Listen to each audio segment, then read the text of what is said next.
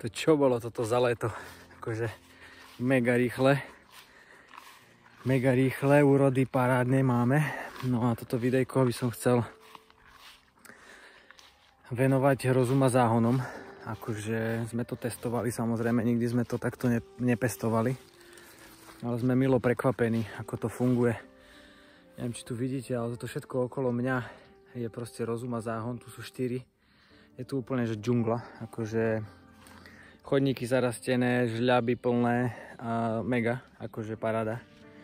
Ťažko povedať, že či sa zalievajú menej alebo viac, neviem to až tak presne porovnať, lebo keďže je to len prvá sezóna, že vraj to chce menej vody a že to funguje lepšie, ale tento rok bol celkovo veľa dažďa, júl bol celkom chladný, myslím, že úroda je perfektná. Ja vám chcem teraz ukázať, tu povyťahujem pár vecí, akože stále sme mali problém vypestovať petržlen, akože to nebolo vôbec jednoduché. Tu som zo pár teraz vybral petržlenov a takéto, neviem, či to vidíte, takéto falaty vyrástli v rozum a záhonoch. Čiže jeden bod pre rozum a záhon. Máme paštrnák, tu na som jeden vyťahol, ešte je momentálne sucho a neviem, či ste si všimli, ale netypický september, veľmi, veľmi teplý. Takže treba polievať aspoň tie obyčajné záhony. A koľko? 26 stupňov včera, dneska za radom, proste ešte teraz 2-3 dní bude veľmi teplo. Tu je paštrnák, tiež celkom veľký. Máme ho proste akože mega veľa. No a ešte vám ukážem cviklu. Máme tu rozum a záhony a tu vedľa sú normálne hriadky. O mnoho viac zarastali, mulčoval som ich, proste zalieval a proste tá cvikla je o mnoho menšia. V tomto rozum a záhone ja skúsim teraz vyťahnuť akože nejakú mega cviklu, ale ona proste vyteka z tých záhonov. Proste to sú hľadám takú, tu som teraz videl.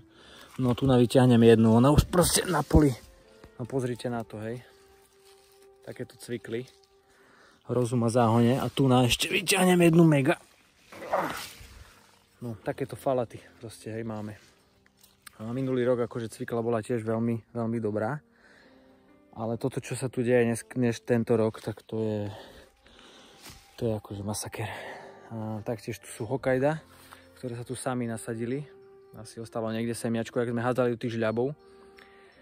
Tú zelenú organiku, tak možno tam boli nejaké, neviem, nesadili sme ich tu, ale proste sú tu 2 Hokkaido, strašne veľa Hokkaido. Takže proste dávam body rozum a záhonu a samozrejme budem v tom pokračovať. Funguje to tak, že vlastne vy ho raz založíte a proste nejakých 6-7 rokov to funguje a potom ich založíte znovu. Celé to znovu prekopete. Akurát som tu našiel vajce, sem tam nám utečú sliepky a vajce máme tu medzi rozum a záhonami. Takže vidíte, ešte aj vajca rastú v rozum a záhonoch. Takže sme natešení. Za pár dní budeme zbierať úrodu. No a idem si ešte užiť západ slnka. No a takto som stával tieto rozum a záhony.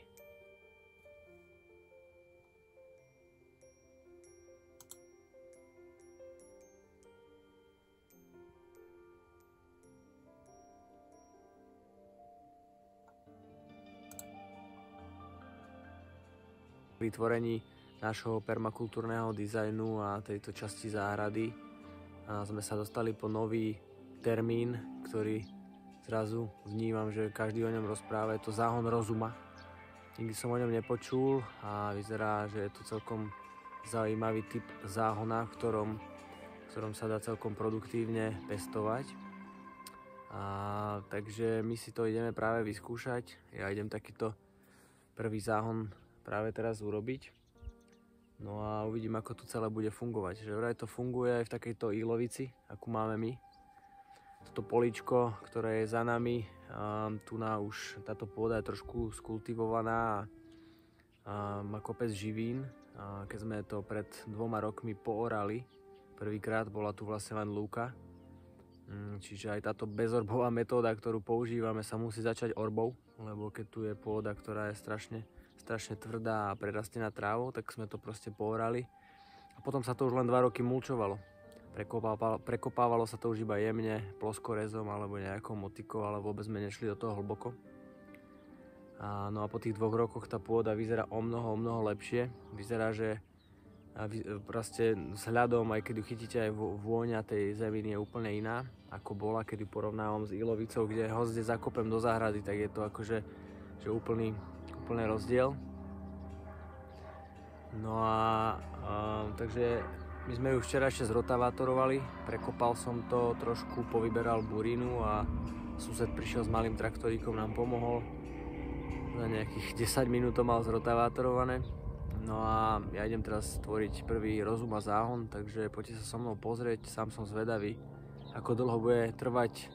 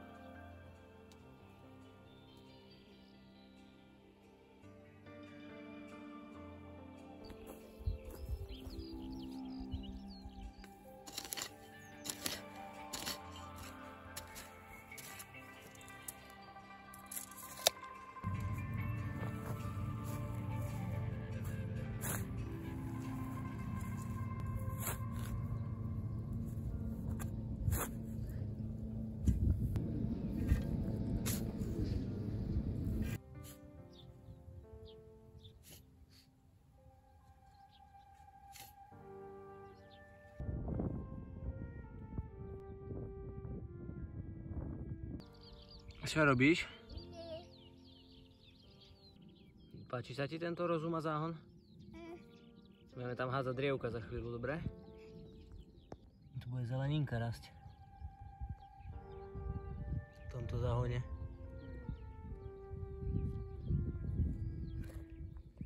Takto vyzerá môj prvý rozum a záhon.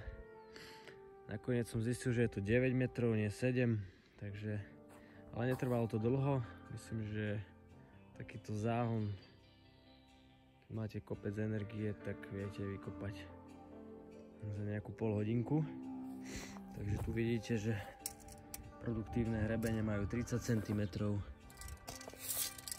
Žľab má 60, ďalší produktívny hrebeň 30 a takto to parádne vyzerá. Ešte takto vám ukážem. Nebolo to vôbec náročné, no a to je prvý, taký skúšobný. No a zajtra budeme vyrábať s brigádnikmi ďalšie. Ja to idem teraz naplniť organikou. Tamto máme nejaké stromy, nejaké halúze. Takže na spodok idú hrubšie konáre, potom idú jemné konáre. A na to ide suchá organika, čiže tamto máme kopec mulču. Toto pole, ktoré bolo včera prichystané, stiahli sme z neho mulč. Tam toto všetko je na kopách a to sa vlastne môže do tých záhonov použiť. No a potom tráva. Máme tu kopec trávy všade samozrejme. Takže všetko, čo budeme kosiť a zo záhrady zelené, sa bude pridávať do týchto rozum a záhonov na vrch. No a som veľmi zvedavý, ako toto bude fungovať. Takže bolo nám to odporúčené, že to funguje peckovo, tak sa strašne tešíme, že máme takúto novú štruktúru, nové vnemy a ideme to vyskúšať.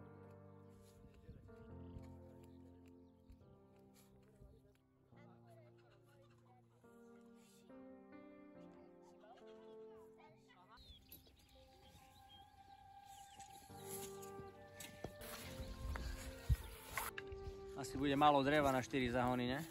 Áno, určite to bude málo.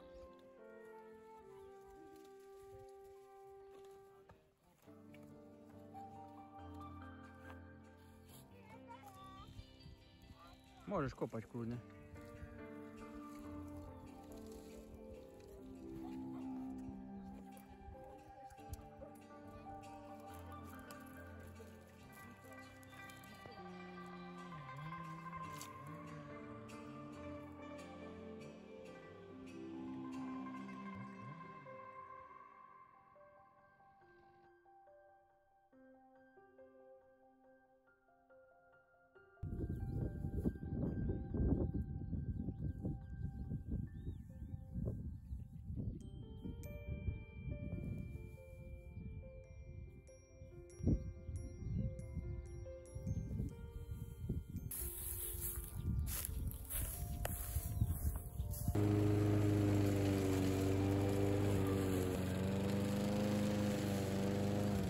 Bráško ide, mám ti pomôcť trošku? Ja.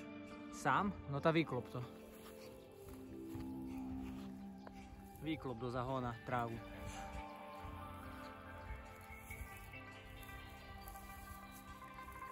Tata. Ja teraz, hej? No dobre. Tak, a môžeme to trošku takto rozprestrieť. Dobre? Tata. A tam, kde stojíš, už je dačo posadené, takže už choď sa mať preč, dobre? Tata. No to ešte pozdvihaj a pohač do zahonu.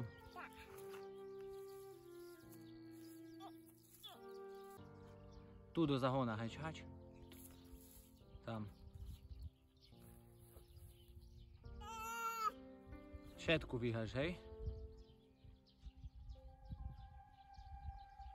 No môžeš hádzať do zahona.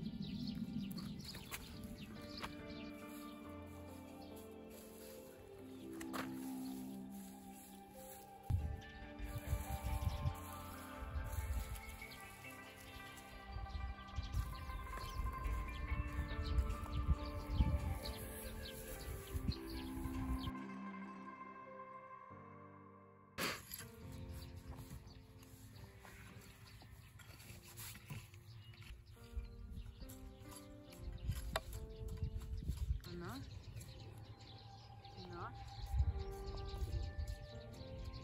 Rozwijamy hruď, že?